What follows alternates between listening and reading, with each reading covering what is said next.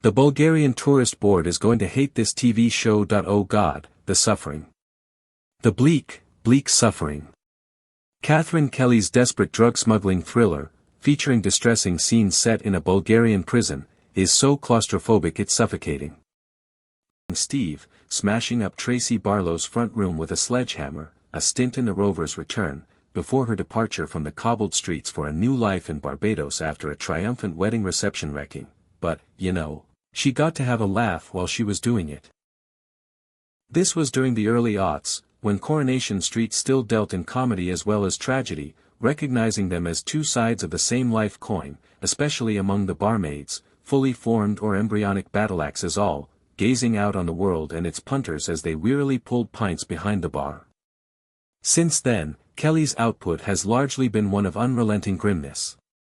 I can't remember the last time she took a main role in anything that required a lightness of touch, let alone the exercise of her comic chops.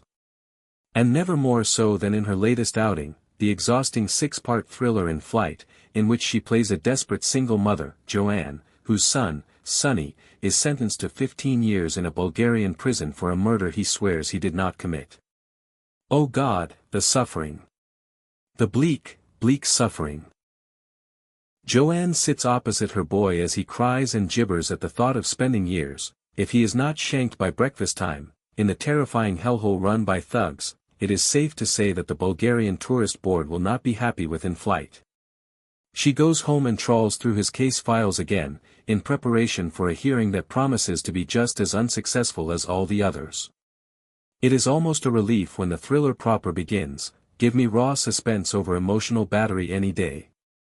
Joanne, a long-haul flight attendant, is approached by a menacing man called Cormac, Stuart Martin, and presented with a non-opportunity: start smuggling drugs for the cartel he represents and get her son protected in prison, albeit at the risk of life imprisonment or the death penalty herself, depending on whether she gets caught and in which country, or refuse and get him killed.